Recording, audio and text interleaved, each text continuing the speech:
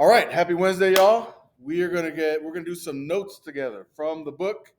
If you I forgot to tell you to grab a book. Yeah, you should probably grab a book. We're gonna be as it says here in assignment 210B. We're gonna be looking at using displays on page 330. I'm gonna be honest. You don't actually need the book today. You don't actually need it, but grab it if you want it. You can look for a reference. But what we're gonna do is there's this cool new thing out called Fig Jam. And if you click on that link, it'll ask you to log on, which is important because I don't want you doing other people's work, and I don't want you to write foul, inappropriate things on our little whiteboard. But check it out. Each of you has your own notes right here on on the shared whiteboard space. And actually, I need to make a copy. I'll copy Emily's to make mine.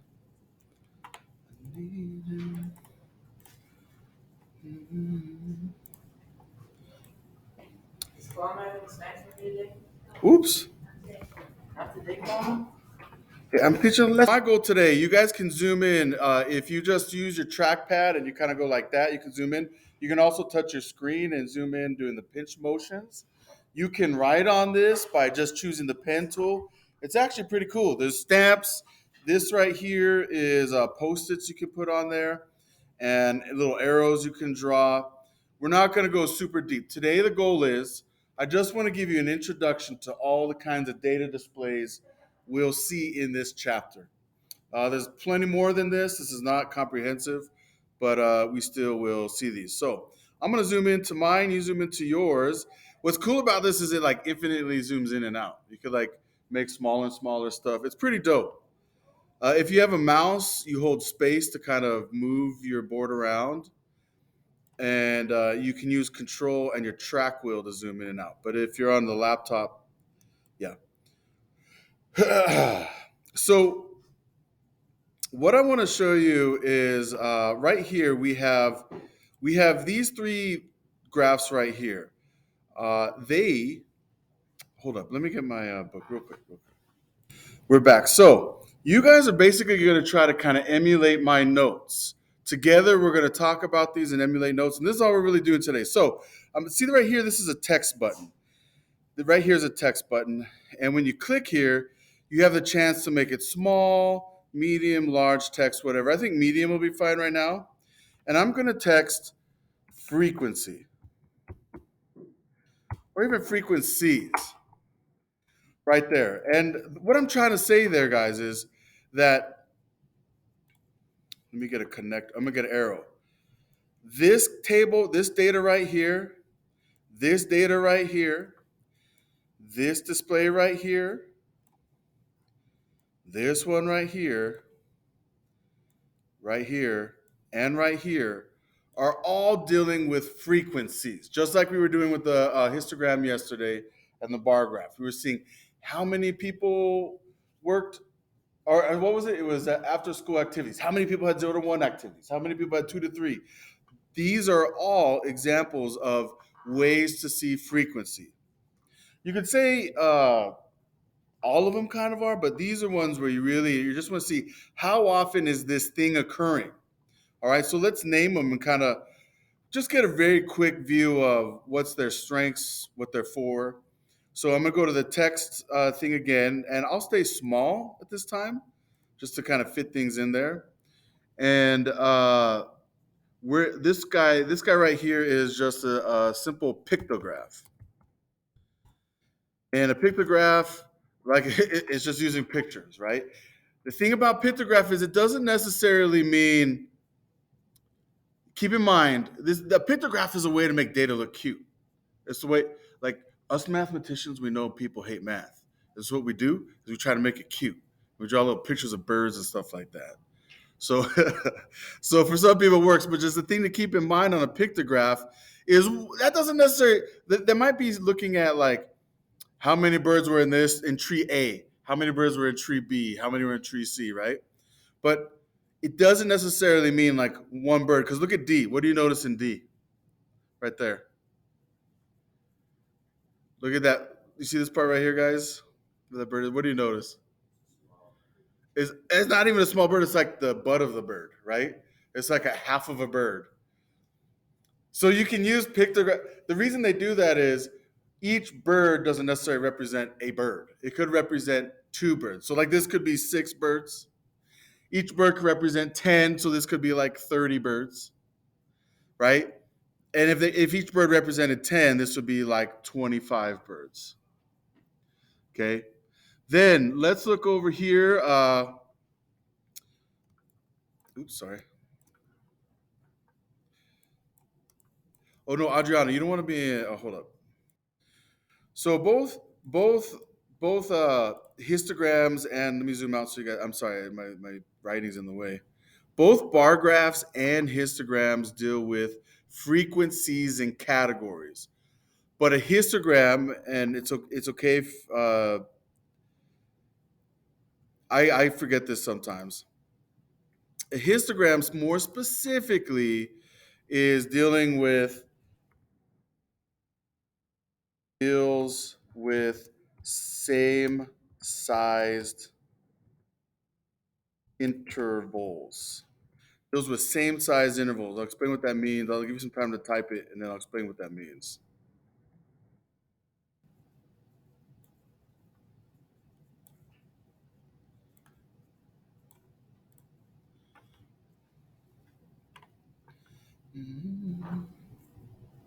So this is why we didn't use bar graphs yesterday. We actually used histograms because we were looking at the same size intervals. Remember, activities 0 to 1 activities after school, 2 to 3 activities after school, 3 to 4 activities. So that's why we didn't actually use a bar graph. Although a bar graph could show that, it's just with a histogram, you're keeping the intervals the same.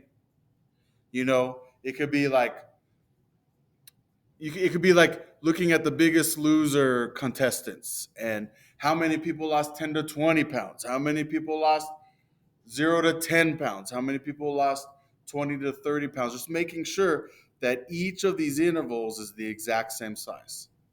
Okay?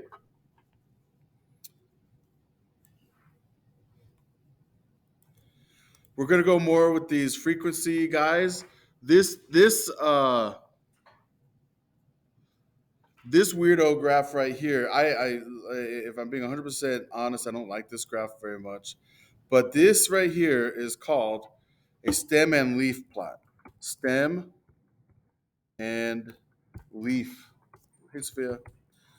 Stem and leaf plot.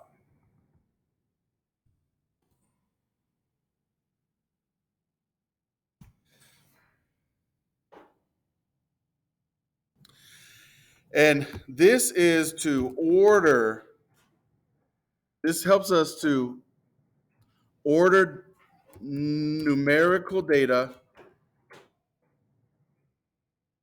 and it shows distribution. Shows distribution. I'll put little bullet points there. That watch. If I highlight this like this, I'll put little bullet points. Stem and leaf plot. It helps me order numerical data, and it shows distribution.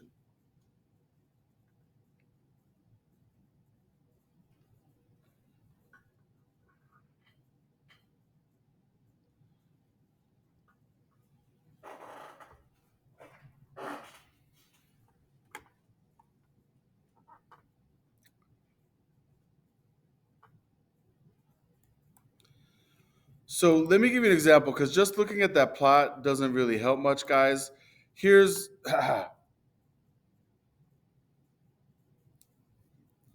well, that's kind of a cheap one.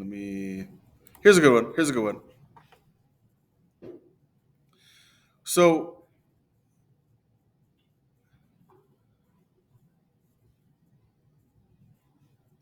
so what it's saying is, hold up. This is why I hate stem and leaf plots. My bad. Okay, so check this out, guys. You see all these numbers here, right? They just want to show the frequency of the number, meaning like 0, 1, there's that guy right there. 0, 2 shows up right there. 0, 4 shows up right there. 0, 4 shows up another time right there. 0, 5, 0, 5, 0, 6, 0, 7 show up. But then look, 10, which would be a 1 and a 0, shows up right there. 11, which is a 1 and a 1, shows up right there. It's a weird thing, but you guys see what's going on with there? 12 is a 1 and a 2, and it shows up right there. So you can see the frequency of how often those numbers show up. So we're getting a lot of single digit numbers here is what this is showing. We'll go back to our original notes. So here we're getting more numbers in the teens here, right? Look at our stem and leaf plot here. We're getting more numbers in the teens. We got a 10, we've got a 12, we've got a 13, we've got a 16. We're seeing some numbers in the 20s. We're seeing only one number in the 30s, 39. And we're seeing two numbers in the 40s. We're seeing 40 and 46. That's how you read that. Guys, I just want to remind you at this point, you're not expected to memorize all this. You're going to get time to work with all of these. You're not expected to memorize it right now. I just want to give you an introduction to it. And so that you know, if you need, you can always reference these notes and refer to them. Okay? Just don't want them to feel like they're totally alien to you. So this is a dot plot, guys. And this also shows frequency of numbers without having that weird, stupid place value thing going on. Let me get rid of this. Okay. So what I mean is, like, let's say this right here is like 1, and this is 2, and this is 3, and this is 4. Then what it means is there are 3 times the number 3 showed up in the data. That's all it means. Because there's 3 dots there. And one time did 7 show up. These are lists where imagine, guys, the world throws data at us. It doesn't matter what you're looking at. You know, we're looking at like a list of data. And just we can look at numbers coming at us. This is a way to organize it so we know how often a number shows up. That can give us real good clues. Like if we want to know how much our point guard is going to score on a given game and things like this. Any kind of thing we're looking at can give us a list of data points. And then we can put those data points on a dot plot just to see how frequently those numbers show up. Because as human beings, we don't really have the processing power to take a list like this and make any kind of sense of it. So we've got to kind of like organize it in a way where we can do that. You don't need to write those numbers I just did. I'm just trying to show you guys kind of the context of the dot plot. We're almost done. While we're here, we'll look at another frequency data thing, which is important. You will see this often in business, and certainly we see it even at school. It's called a box and whisker plot. And this shows the variability of the data.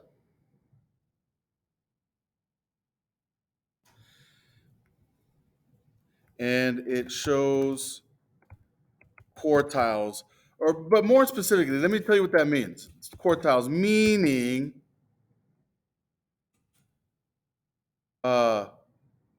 where most of the data is and where outliers are.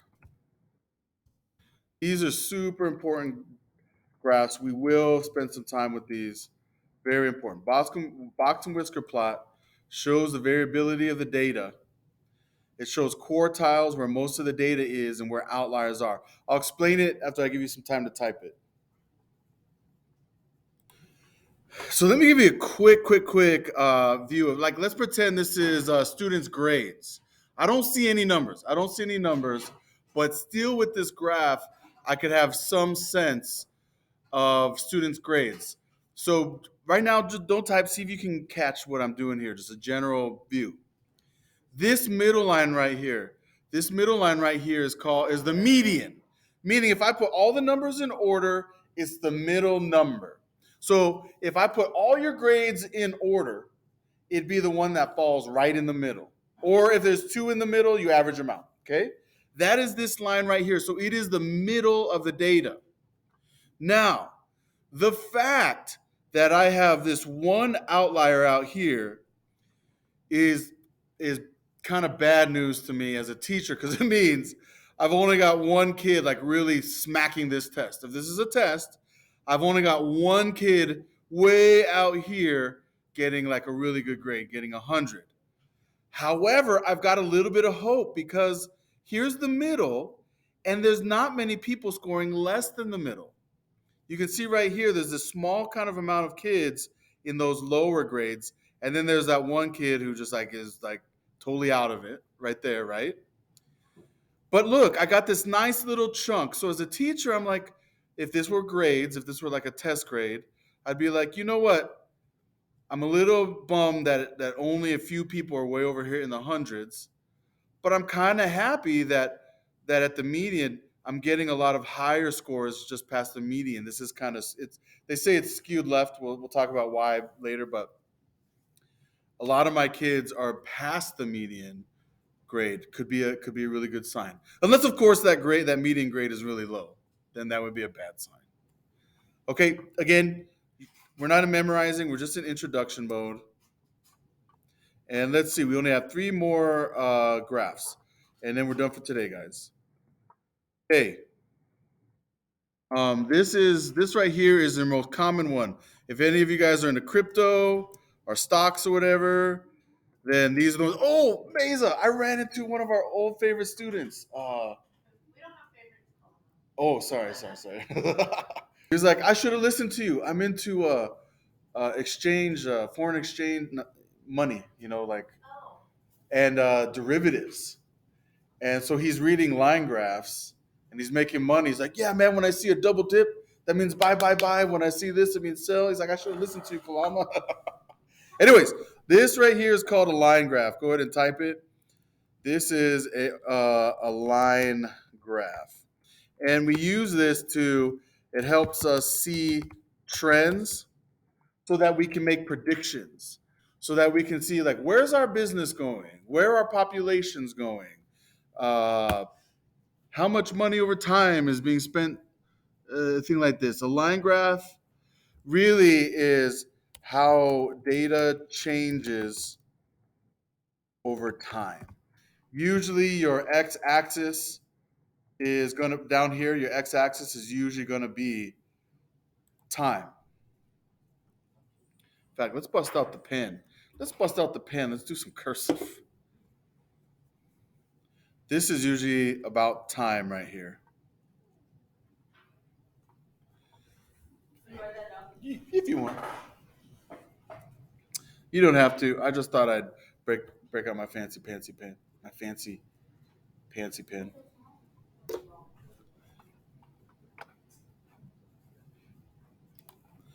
All right, moving over. That's the line graph. This guy right here is just a simple scatter plot. Because it looks like a shotgun scatter pattern. That's literally why it's called a scatter plot, I believe.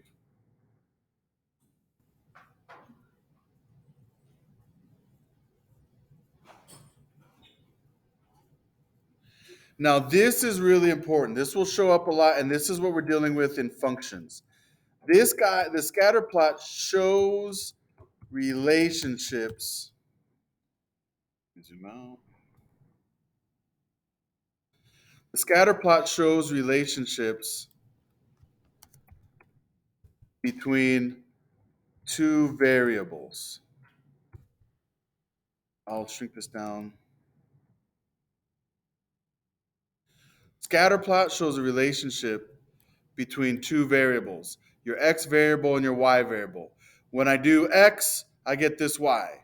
When I get this x, I get this y, is what a scatter plot is showing. This deals with what we're going to get into big time here for right up. Oh wait, no, that's the other period. This deals with functions.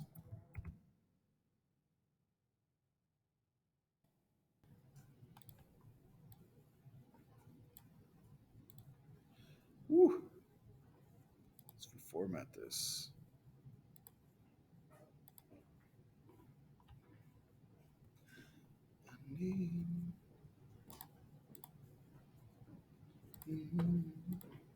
Okay, I don't like the way that looks. All right, our final one, our final guy is what we worked on yesterday, which is the. Let me move my picture out of the way so you can see any of those other ones. This right here is a pie graph or pie chart. What do they call it? Part bar.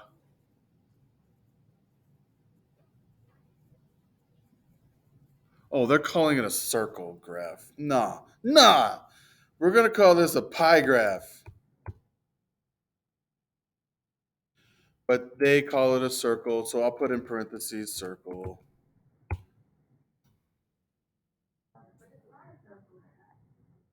What do you mean? That's right. That's right. That's right. Sophia and I, we are the authorities on the language, the math language here, and we say it is a pie graph. Well, you know what? You don't have the authority, so it must be nice to have opinions. Enjoy it. And this shows a part to whole relationship. And it also shows part to part relationships. What I mean by that is that the the circle shows the whole. I'll just you don't have to write it like this. You could type or whatever. You don't even have to draw this. I just I just kind of want to do this. That shows the whole, and then each little pie piece is a part. And so, like, if we're just trying to really quickly see how much of our if this is our class if this is class data, how much of the class likes uh, would if they had $200 would rather buy Air Force Fours versus how many people would rather buy makeup versus how many people would rather buy some video games versus and you can just get like a good sense of where everybody's at, a nice big picture like that. Very important in business. In fact, if I was gonna let's zoom out for one last activity and then we're done for today, guys. Good work. Uh, what? I said we're almost done. What I like to do is like I like to give you hope and then like take it away. Like, this is a great, great, great, great. Oh, for some reason that lights me up. All right. So really, your key graphs, guys. Watch, check this out. I'm gonna get a stamp here. Let's look for some more stamps. I'm gonna give me like a star. Those seem too okay. Even though these kind of seem like a little bit inappropriate for the times, we're gonna get these right here. This right here, these two graphs right here are definitely stars. You're gonna see those a lot in business. I'm not even talking about in my class, guys. I'm talking about like in the real world. In the real world, this right here, these are the big dogs. You don't really even see histograms or bar graphs that much anymore. This corner, I guess you could say right here, these are the big dog graphs. These are the ones that if you really have an understanding of how to make these, of how to read these, then you have a huge advantage over other people in the world as far as how you're able to understand the reality of the numbers and the relationships of the numbers. These are probably your foremost, if I was going to rank it, these are your four most important graphs on this. All right? You don't need to do the stars. I just thought I'd do that for you. All right. Guess what? I think maybe, possibly, are we done? Could this be the last activity? Yeah. We're done. We're done. Thank you.